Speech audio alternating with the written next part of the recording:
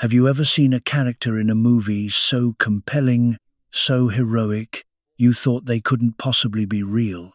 For many, that's Gene Rasjak from Starship Troopers, the philosopher teacher turned battlefield leader. Well, what if I told you the real-life version of that man existed, and his story is even more incredible than the film? Today, we delve into the life of a true American hero, Charles Carpenter.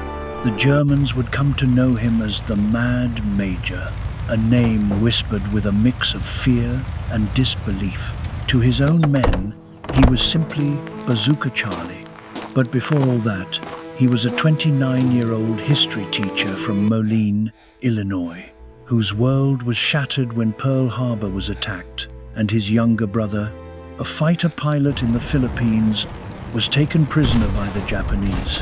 Through a strange twist of fate, he would find himself in one of the Army's newest experimental programs as a liaison pilot. His chariot of war, the L-4 Grasshopper.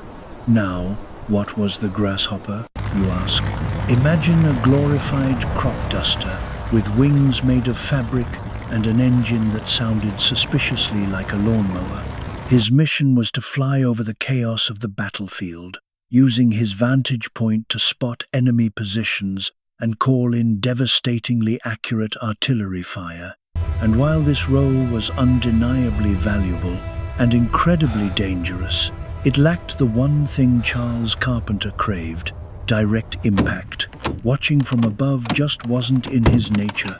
So, he took matters into his own hands.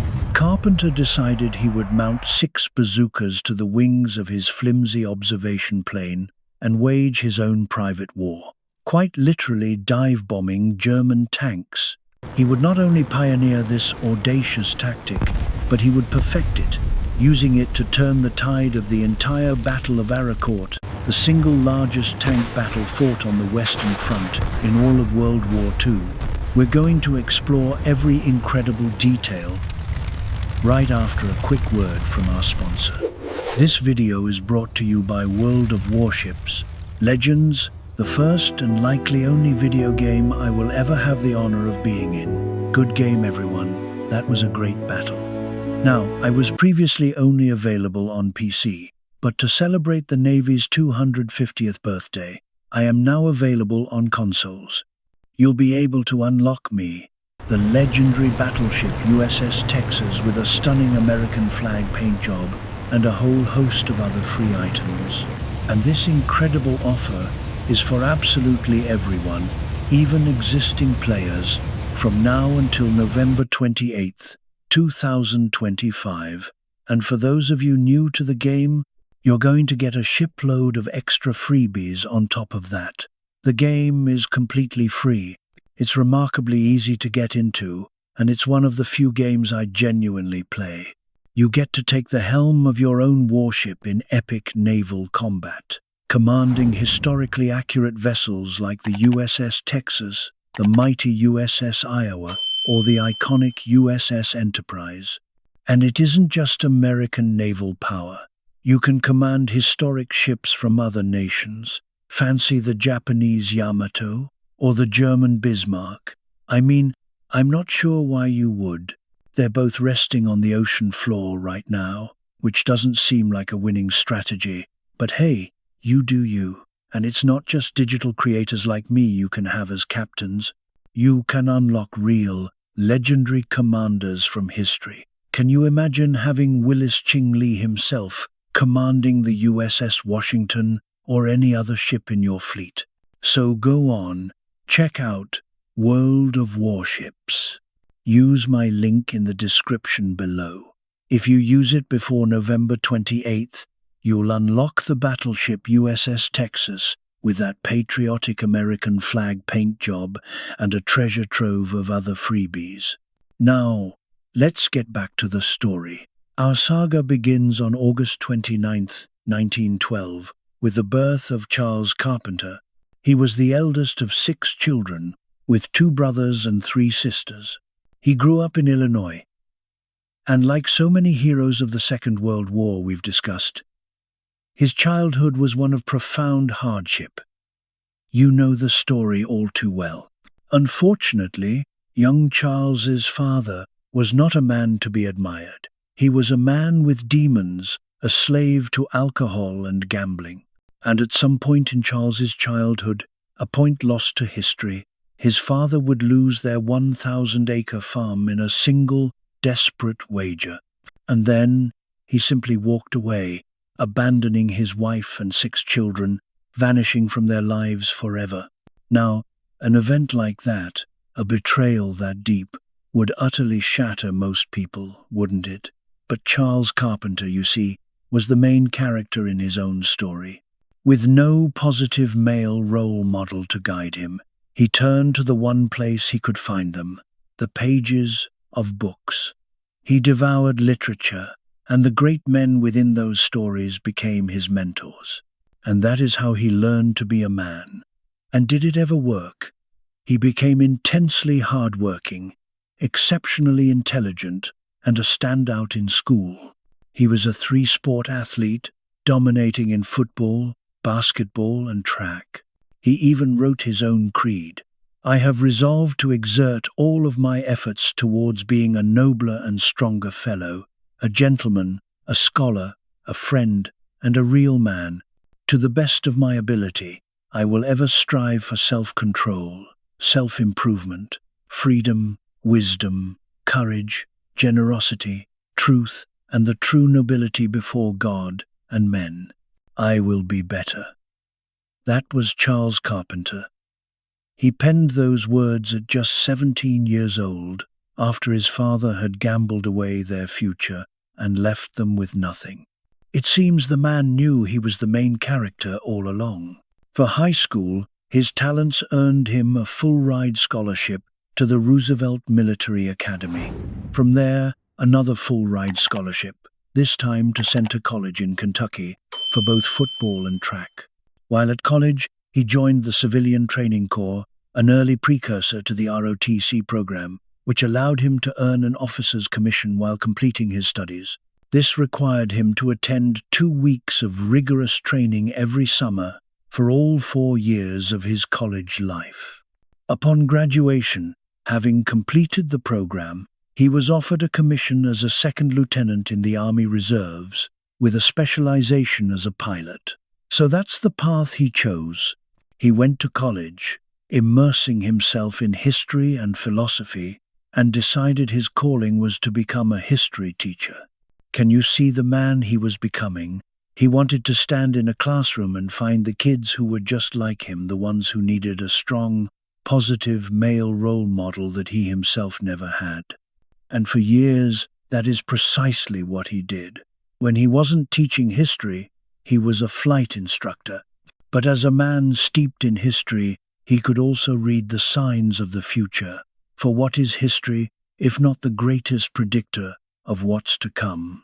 As he watched the storm clouds of conflict gathering over Europe in the 1930s, he wrote in his personal journal, and I quote, "Life is far crueler than death, and nations are feverishly preparing to slaughter again." He knew World War II was not a matter of if, but when, likely far sooner than most of his countrymen. But what could one man do? He was a history teacher in Moline, Illinois.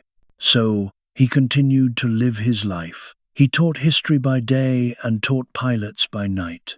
And on the weekends, he would drive to the next town over, to a grand dance hall called the Colosseum, hoping to find a wife. One evening at the Colosseum, his eyes landed on a lovely young woman in the crowd, Elda, known to her friends as Bunny, and he asked her for a dance. They danced the entire night, lost in conversation and laughter. She was completely captivated. How could this perfect 10 of a man employed, athletic, impossibly handsome be interested in her? So when he asked her at the end of the night for a proper date, she found herself completely tongue-tied. In a moment of sheer panic, she stammered, I have a date with my girlfriend scheduled for that night already."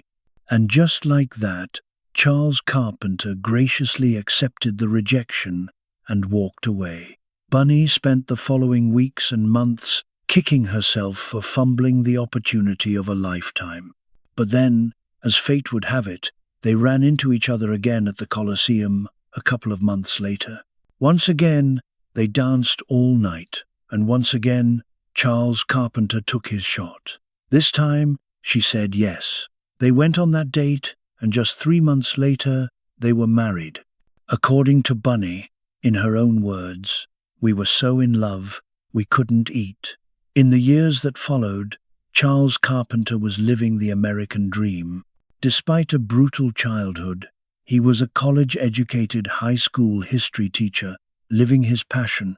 He was happily married to the love of his life, and his wife was pregnant with their first child. And then, in 1941, the Japanese Empire attacked Pearl Harbor. At almost the same moment, they struck the Philippines, where his brother, the fighter pilot, was stationed. In that opening salvo, his brother's plane was destroyed on the ground.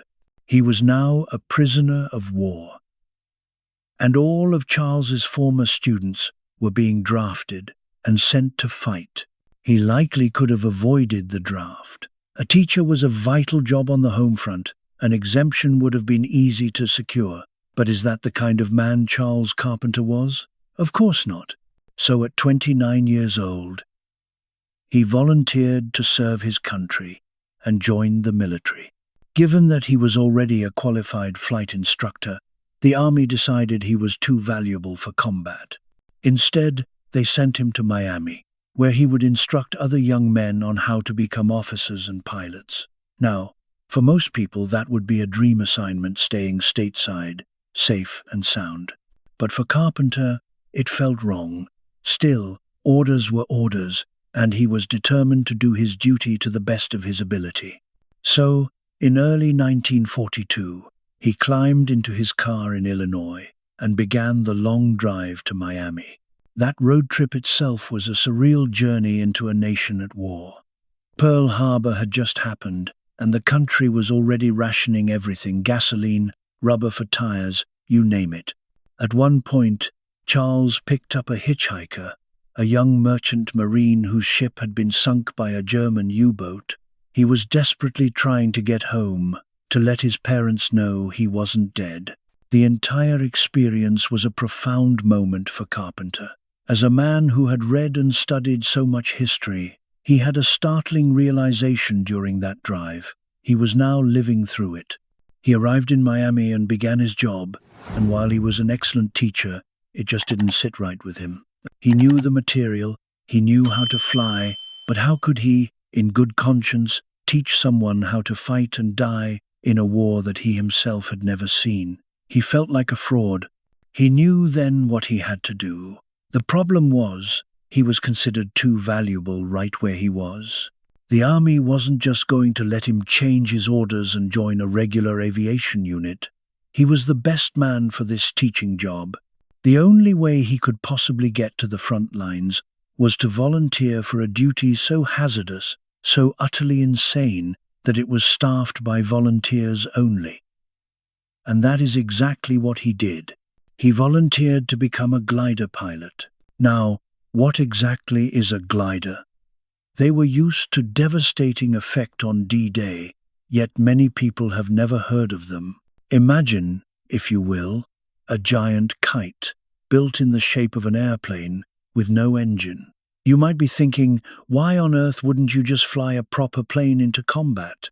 Well, you have to remember, this was World War II. Raw materials were critically scarce. Everything was being rationed.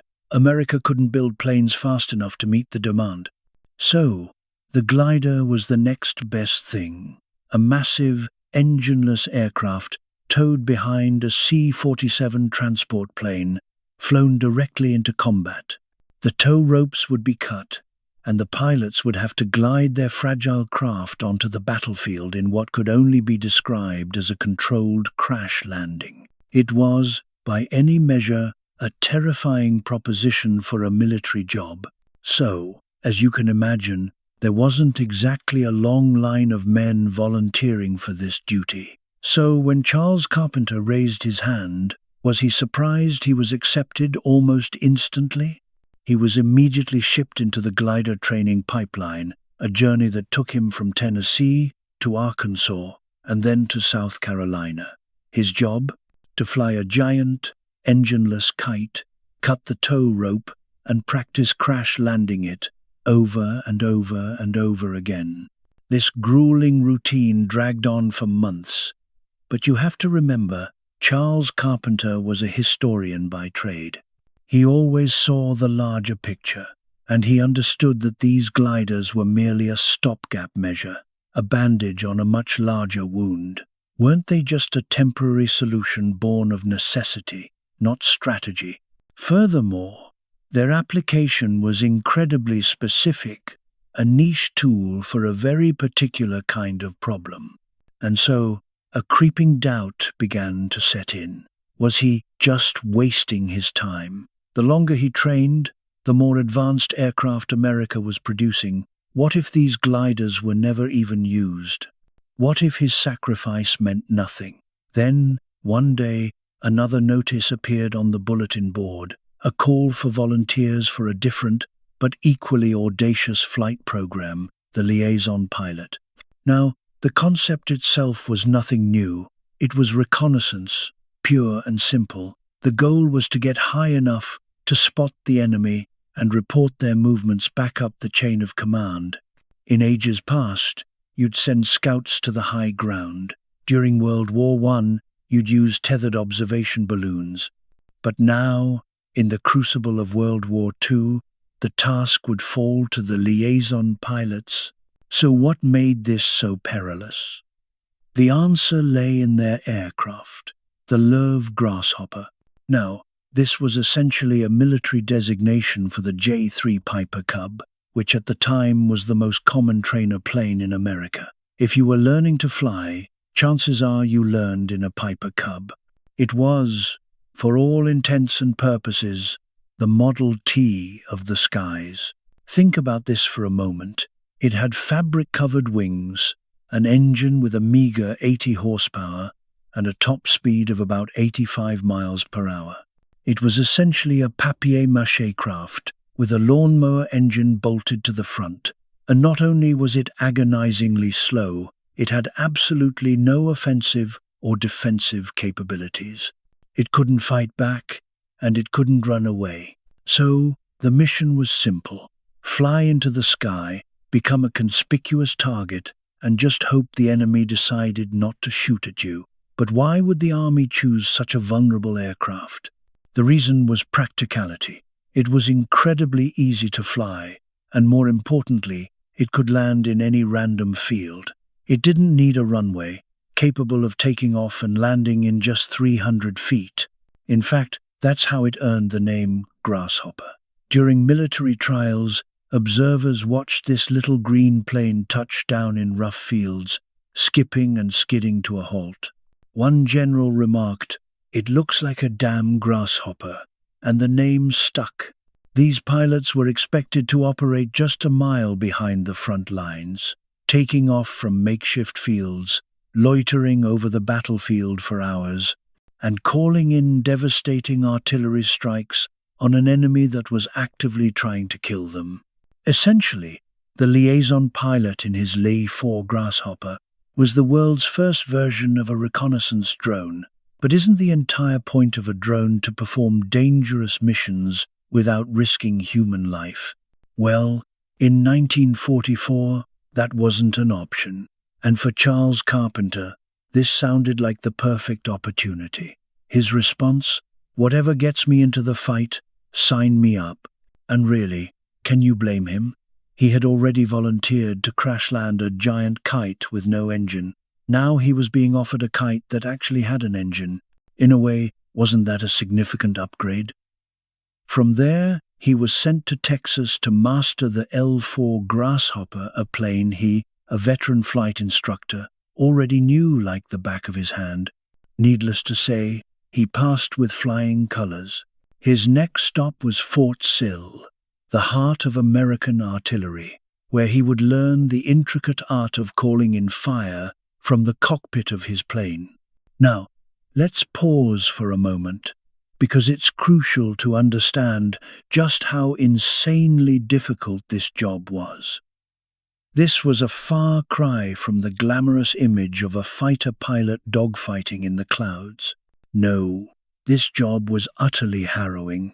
For starters, he was almost always alone. The aircraft was simply too small and underpowered to carry two men and still be nimble enough to have a chance of survival.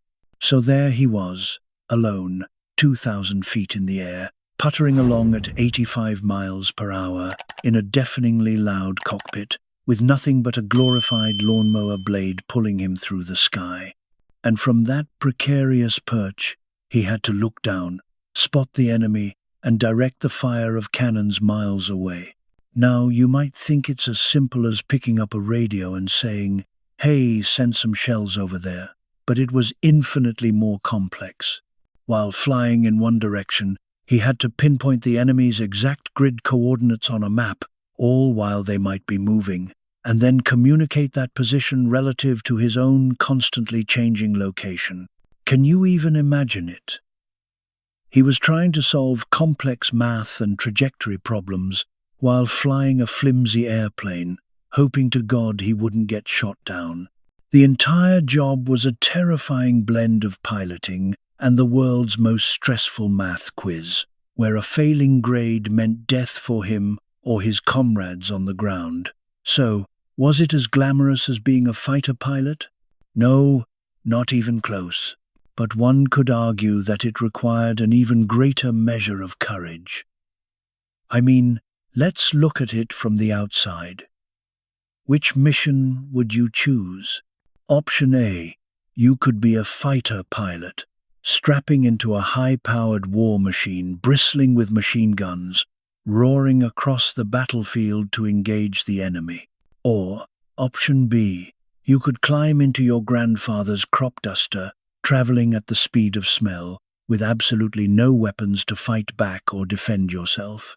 And for the entire flight, while you drift over a hostile battlefield, you're forced to solve Sudoku puzzles where every wrong number could have fatal consequences. If you're not understanding the gravity of this, allow me to be clear. Liaison pilots are one of the most underrated heroes of the war. These were, quite literally, iron men flying paper planes. But I digress.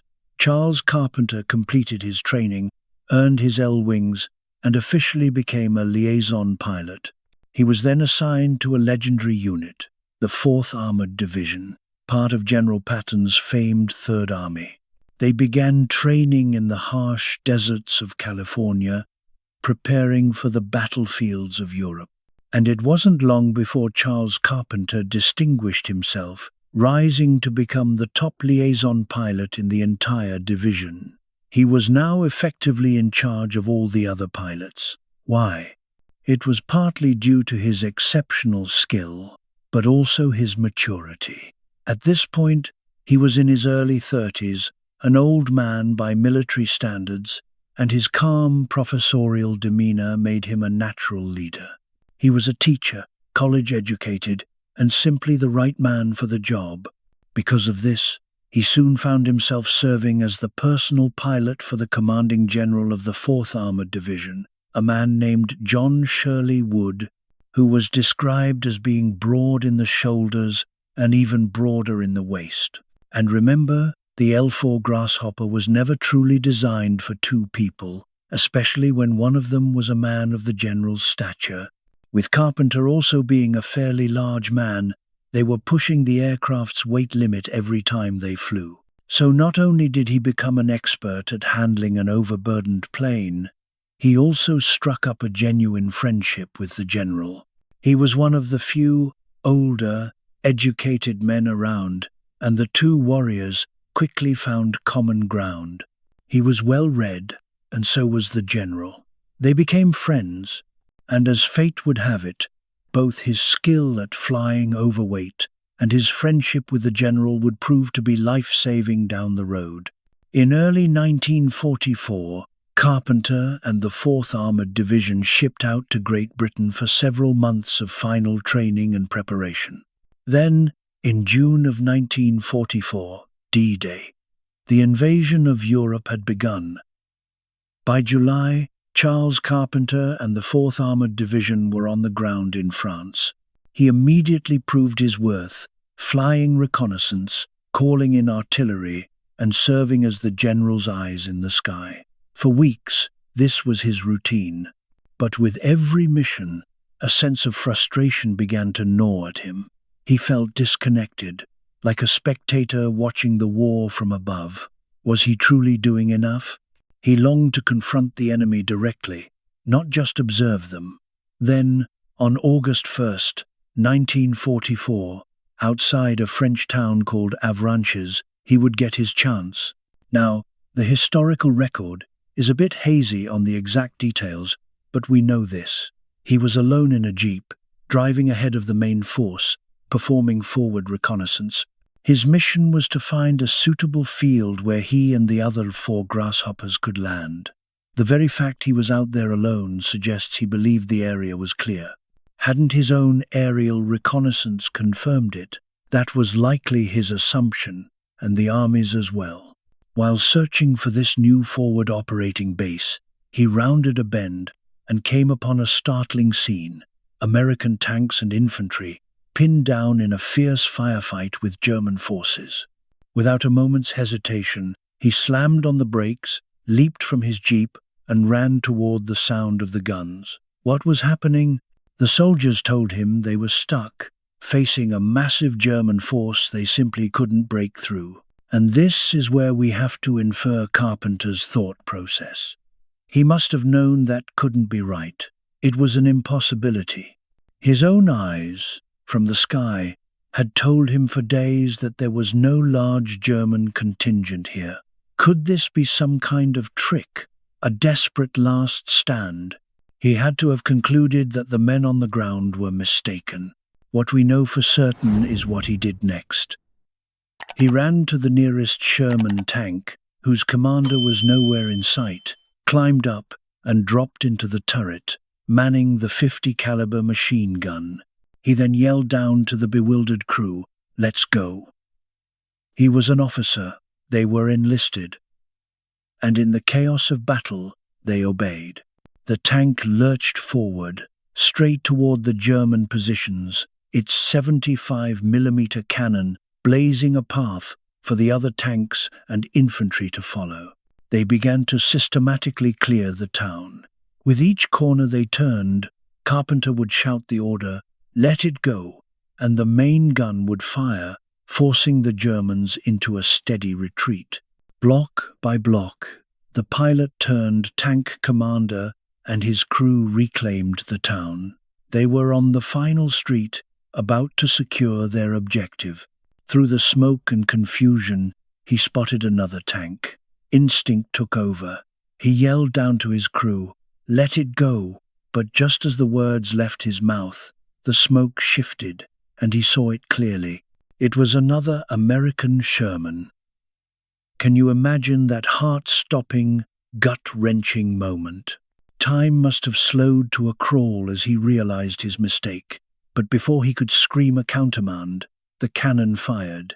He watched in horror as the shells streaked across the short distance and slammed into the friendly tank.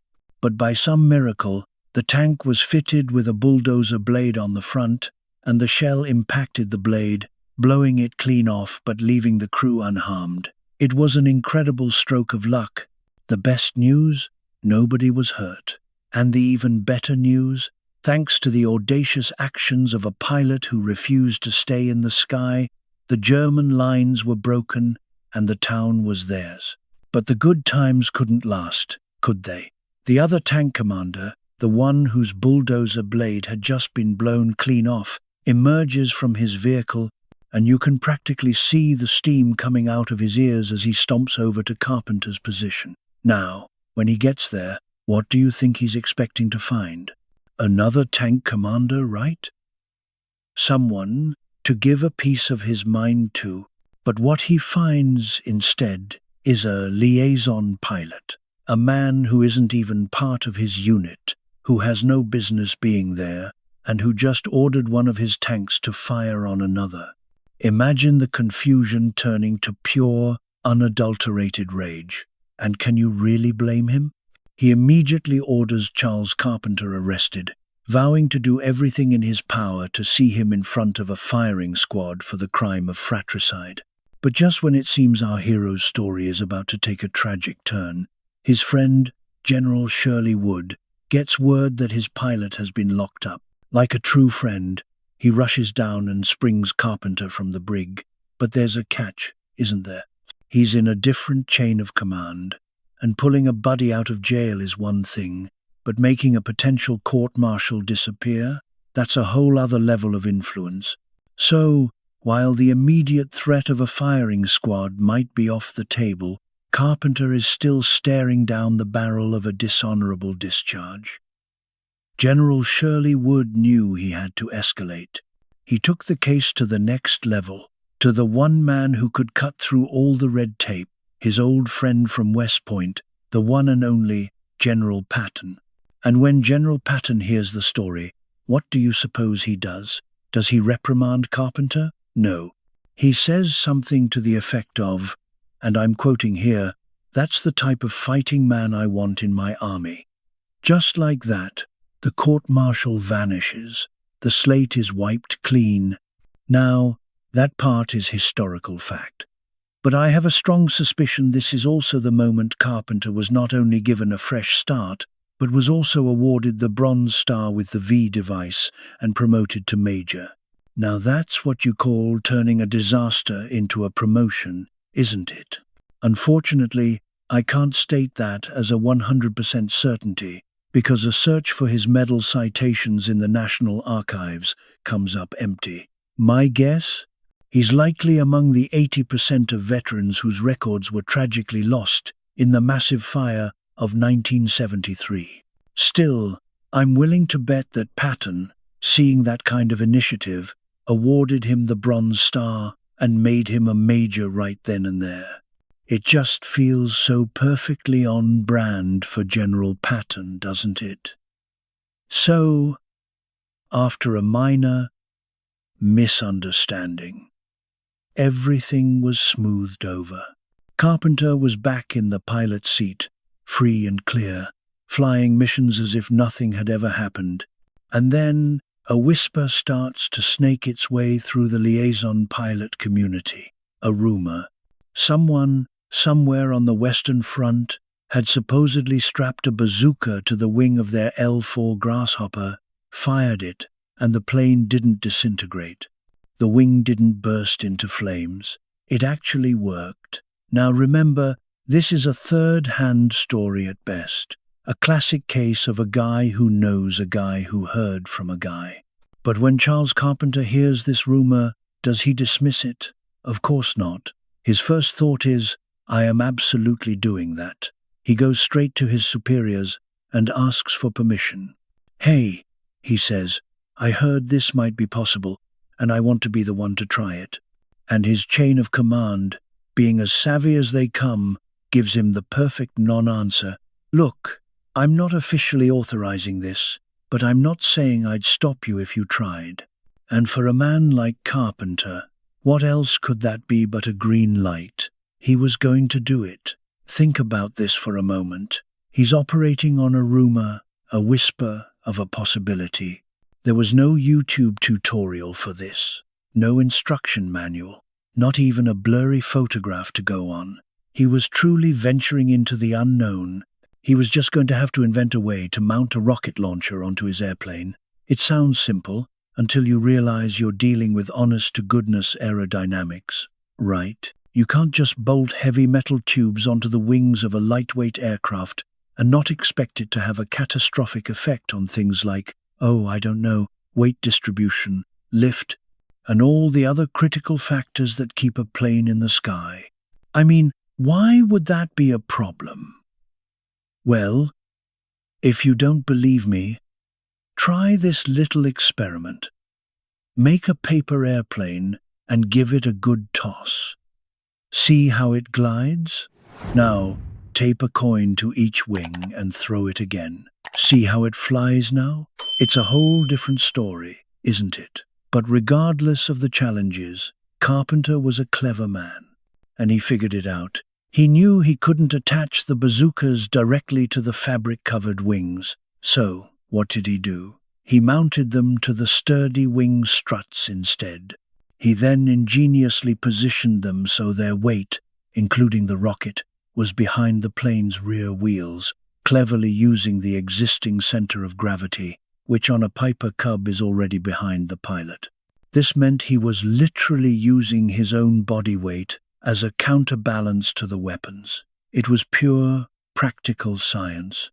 He mounted one bazooka on each side, took it up for a test flight, and miraculously, it flew. Next, he ran electrical wiring into the cockpit, creating a control panel that allowed him to fire each rocket individually, or unleash both at once. He takes off again for a live fire test, aims, and pulls the trigger. The rockets fire, the wings don't catch on fire, and his plane doesn't fall out of the sky. He can even hit his targets with some degree of accuracy. He lands, and you can just imagine the thought running through his head, "Holy cow, that actually worked." And in that moment of triumph, a new idea sparks. What's better than two bazookas? That's right, double it. He was going to mount 4, so he goes up with 4, does a test run, and it works. He lands, and what do you think happens next? What's better than 4 bazookas? You guessed it, 6 bazookas. He takes off again, another successful test. But what could possibly be better than 6 bazookas on an L-4 Grasshopper? An L-4 Grasshopper with 6 bazookas and an incredible custom paint job, christening his plane Rosie the Rocketeer, a tribute to the famous Rosie the Riveter. And with that, his arts and crafts project was officially ready for combat. Now, this is where the historical record gets a bit hazy. Again, many of the official documents were likely destroyed in that fire in 1973.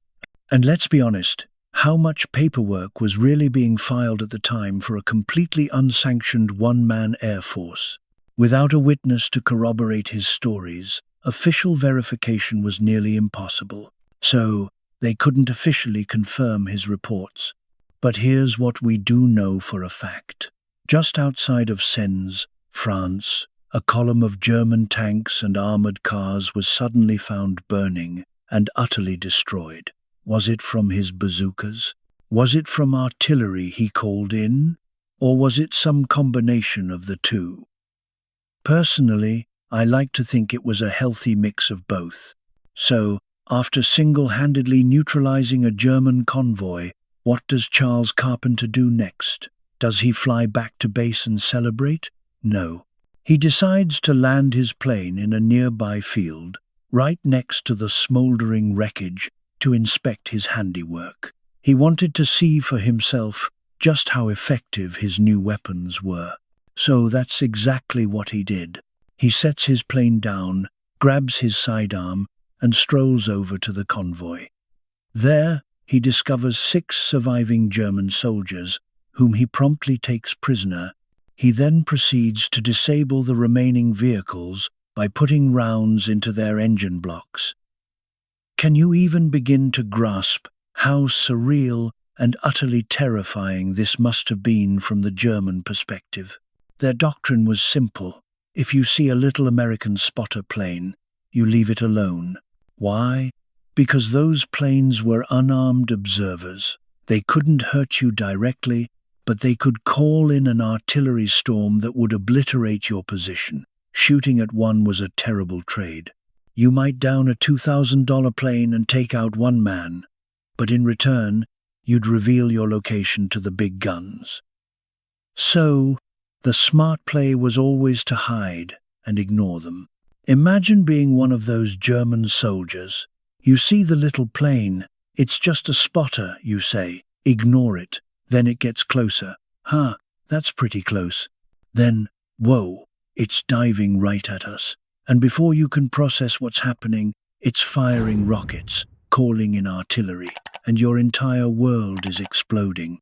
And then, as if that weren't enough, the pilot lands next to you, gets out like he's just coming home from a day at the office, and takes you prisoner. After that, word of his exploits spread like wildfire across the front. Legends began to grow about some unbelievably audacious major, flying a tiny plane armed with bazookas. They started calling him the Mad Major and Bazooka Charlie. And what did his command say? They essentially told him, do whatever you want, call in artillery, shoot your rockets, just keep it up. And why wouldn't they? Remember, this is the guy General Patton himself vouched for. He was the only one doing anything like this, and it was undeniably effective. Why on earth would you get in his way? Let the man work.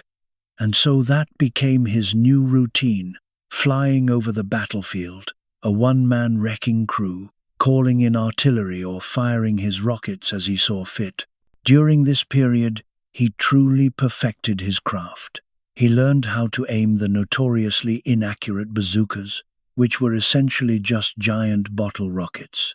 He knew the weapon would always have a mind of its own, but he developed an instinct, a feel for where the rockets would go. He even made grease pencil markings on his cockpit windshield to act as a crude targeting sight. He refined his attack run into a deadly ballet, a corkscrew approach from 800 feet, diving down to 300, leveling out to fire, and then pulling up so sharply he was literally straining the limits of his fabric and wood aircraft. But how many missions did he fly? How many vehicles did he destroy?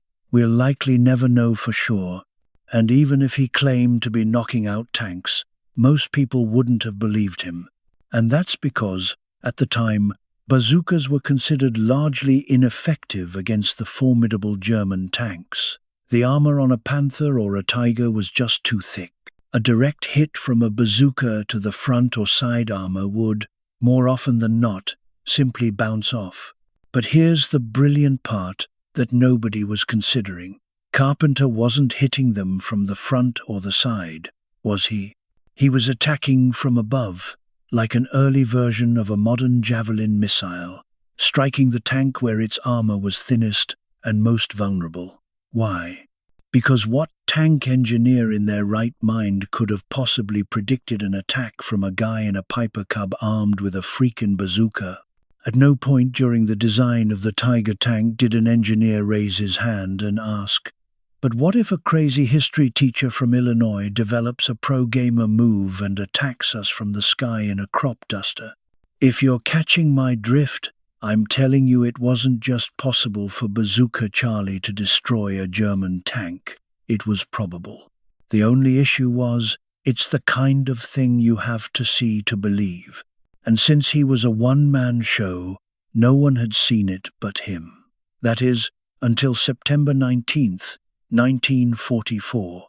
The setting, the Battle of Arracourt, just outside Nancy, France. This would become the largest clash of armored forces on the Western Front in all of World War II.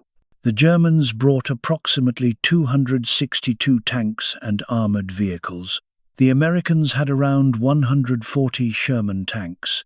The stage was set for a legend to be witnessed. On the ground, the Germans certainly had the advantage, but in the air, as was often the case, the Americans reigned supreme. The problem? A fog so thick you couldn't see 10 feet in front of your face, grounding every plane. But would that stop a man like Charles Carpenter? Not a chance. He went up anyway. Under that very same blanket of fog, the German armor began to push forward. After an hour of tense circling above the unseen battlefield, a brief clearing appeared, and what Carpenter saw below sent a chill down his spine. An entire German column, advancing unopposed. Pinned down below were 6 American soldiers at a vital watering point, the only source of fresh water for their entire unit. As they desperately tried to resupply, Bazooka Charlie saw the trap closing. What does a hero do in a moment like that? He acts. He threw his plane into his signature corkscrew dive, zeroing in on the lead tank, and fired his first 2 rockets. Both screamed past the target, a clean miss. But did that deter him? He pulled up, banked hard, and came around for another pass.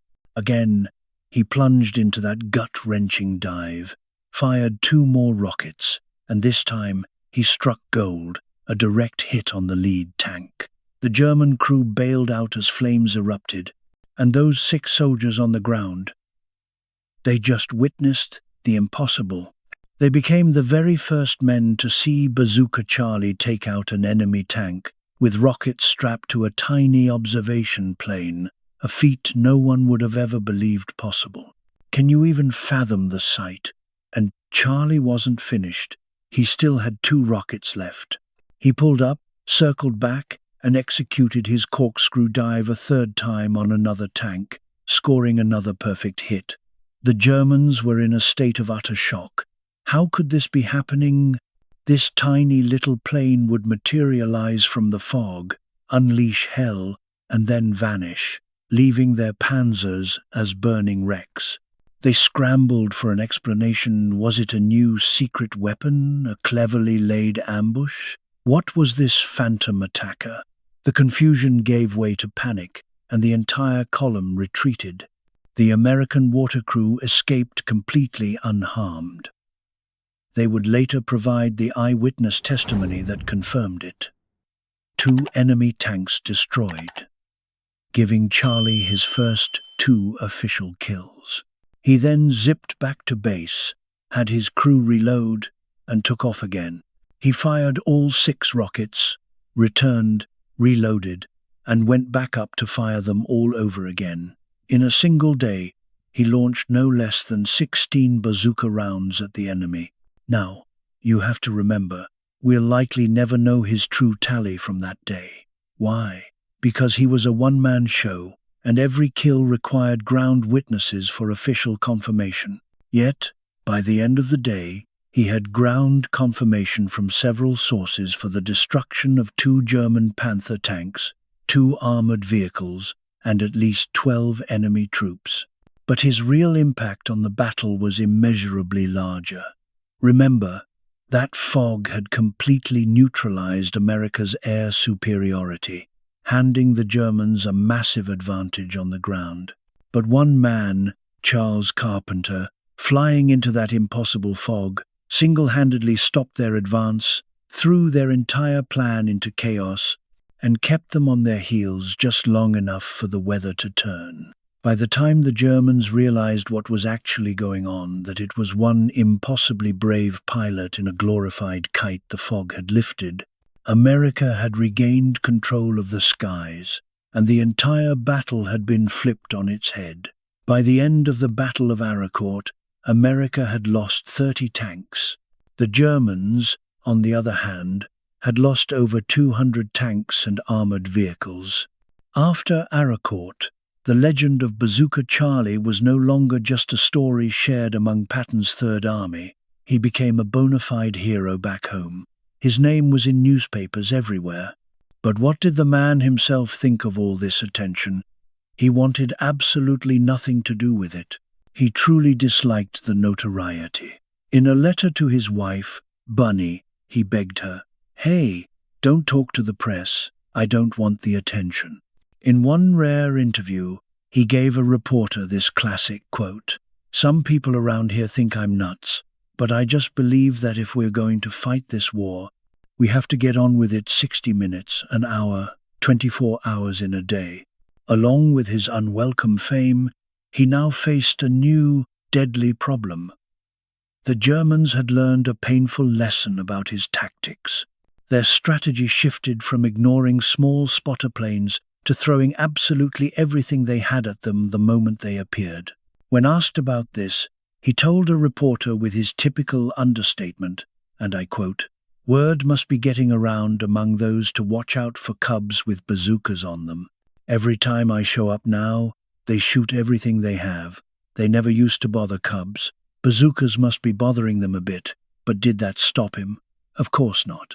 Bazooka Charlie continued to do what he did best, flying missions, firing rockets, and calling down thunderous artillery on the enemy. And let me say this again, for what feels like the 15th time, we don't have a complete record of how many enemy vehicles he destroyed. He was a solo act, and confirmation required multiple eyewitnesses, a rare luxury in combat.